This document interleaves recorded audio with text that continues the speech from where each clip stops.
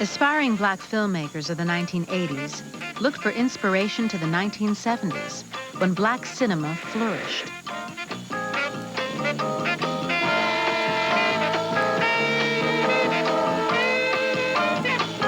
Told you one time, I ain't seen Sweetback. Never heard of him. What else do he go by? In 1971, filmmaker Melvin Van Peebles wrote, produced, directed, edited, and starred in a film made entirely outside the Hollywood system, Sweet Sweetback's Badass Song. I've been looking for it myself. The story of a black man outwitting the law, Sweet Sweetback, was a runaway hit, grossing over $9 million. What happened with Sweetback was that it was a huge financial success. Hollywood wanted in. Of course, they didn't want the political part. So they diffused the political message, pushed the flamboyant part, and voila, the blaxploitation movie was born.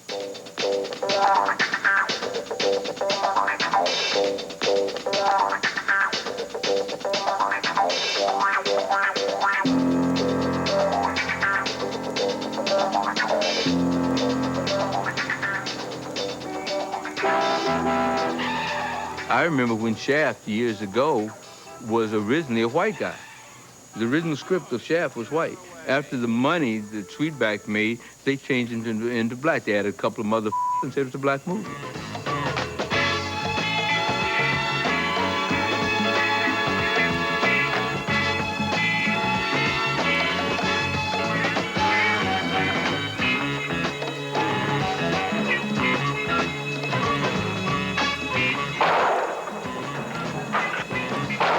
As the stereotypic images coming off the screen grew larger than the movies themselves, the black community spoke out in protest. When we were saying black, black, black, black art, bourgeoisie scooped that up and began saying Blackula, Superfly, the werewolf from Watts, you know, and took that bourgeois nationalism and, you know, could use the black part of it so they could then flood us with, quote, black, in quotes, that had the same content as the rest of their films. And we were talking about revolution, not just skin flicks. Do you receive income from any of the following? Unemployment insurance, disability? Do you and your spouse reside together? Compensation. Is all or a portion of your spouse's income deposited in A community of African and African-American filmmakers began to pursue their own vision of black cinema. Black independent films were as much against black exploitation films as race movies in Michel's days were against Birth of a Nation. In fact, you might almost say that black independent films of the 1970s were created specifically as an opposition to black exploitation films. The other motivations were to produce imagery that black people could respect, that people could learn from, more or less ongoing motives.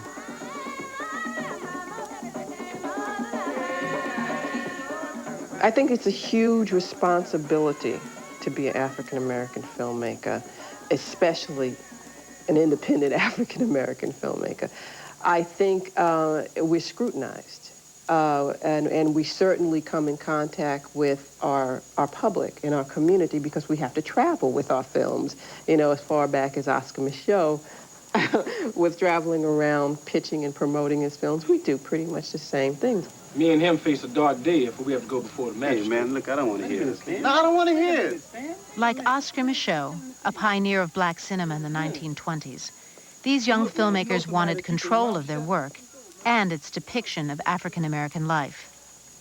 Working without studio support, they struggled to finance their films and to get them seen. This was a community moment. So many of them looked to show their films in churches and basements, in museums, in all kinds of alternative venues. And they knew that's where they would have to begin. They were hoping to build from that to build larger audiences. I saw what they did, and it was commendable. But at the same time, I didn't want to spend 3-4 years trying to raise money for a film. Then once you finally get the film made, you only got 2 prints, and you just show the film at you know, black film festivals all across the world. You know, I wanted to try to reach, you know, more people than that. Spike Lee graduated from New York University Film School in 1982, having completed an award-winning thesis film, Joe's Bed-Stuy Barbershop, We Cut Heads. Lee wanted to continue bringing stories from his Brooklyn neighborhood to life. Yet his first attempt at making a commercial feature was a disaster. I just committed all the sins that young, ambitious filmmakers try to do, which is just try to do things that's beyond your means, stuff that's beyond your reach, stuff that you possibly can't get money to shoot, stuff that you don't have the experience to shoot.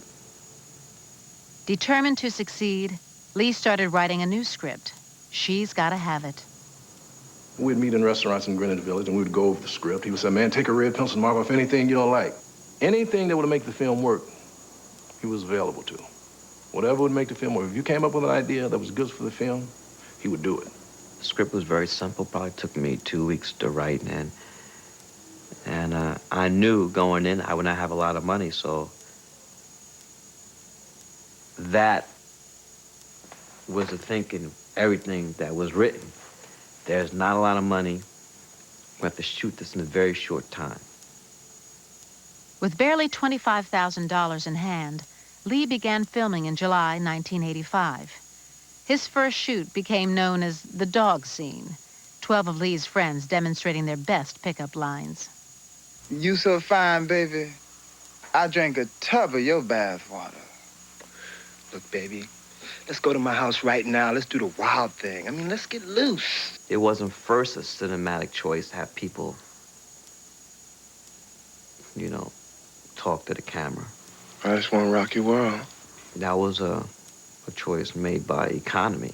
I love you. Anything elaborate, you know, wasn't going to be in it.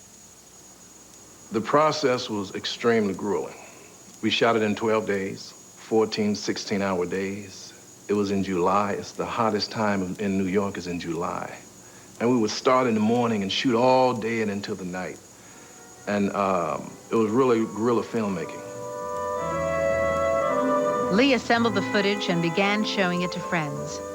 They liked his story about a young woman who refuses to choose between three lovers. I want you to know the only reason I'm consenting to this is because I wish to clear my name. Not that I care what people think, but enough is enough. I'll bet if you could marry you, you would. Is there a crime in a man taking good care of himself? You see, you have me now, as you easily had me that first warm day in spring. Elegant and rich you seemed, majestic in persona, vulnerable in form. I was taken. I have since been inspired by your needs and courage and made full by the warmth of your laughter. Ah! That's the worst piece of I ever heard. And Nola fell for it, too.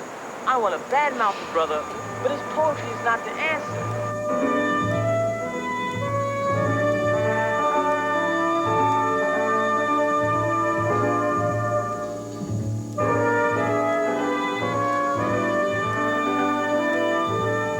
Encouraged that his film was working, Lee began to seek out investors. I bumped into Spike, and he goes, "She's Gotta Have It." And I just remember laughing, going, "What is that? What are you talking about?" And he goes, "That's the new film. You know, that's the new joint." And I'm like, you have to laugh when you hear that title for the first time. It's still ringing in my ears like yesterday. It's like, oh, that's too funny. He goes, "I'll be screening sometime in the fall." After seeing the film, John Pearson immediately invested $10,000 of his own money. He also began working with Lee to find industry executives who would finance and distribute the film. They were still kind of uneasy about the potential of the black audience, the black movie-going audience. And the cast was unknown, and I was unknown. When you get to the mid-'80s, there had really not been much of any black audience film made by a black director. And there was a very unknown context right then, even for like, where's the black audience? Who is the black audience? Is it the educated black audience? Is it the street kid, b-boy black audience? You know, it's very tricky for a She's Gotta Have It type film. Are you following me? You were following me. When a black filmmaker wants to make a film for his market, the African-American market. The problem arises that the white power structure or the financing thinks they know what his marketplace is, and they don't. Lee submitted the film to festivals, hoping to build an audience and increase the film's appeal to distributors. The first big test came in March 1986, when She's Gotta Have It premiered at the San Francisco International Film Festival. We invited all the key distributors, especially the West Coast guys who just had to take a little flight up from LA. And it was a Friday night screening, so that was perfect. 25 minutes in, there's a blackout. I mean, the theater is dark. There's no emergency lighting in that place. It's pitch black. There's a total blackout. And people are so wild about the film. They're not worried. They won't leave their seats. They don't start moving around. Nobody's going, oh, what's going on? You know, we thought, oh, it's a projection booth. No, it turned out to be a very wide blackout of the entire Marina District.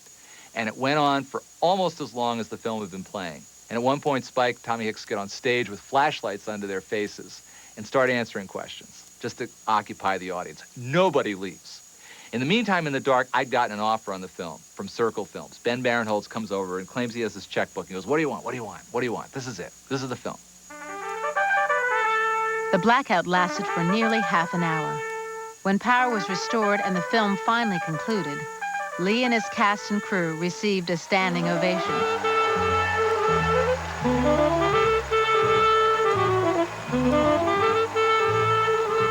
Within weeks, Lee signed with a distribution company, Island Pictures.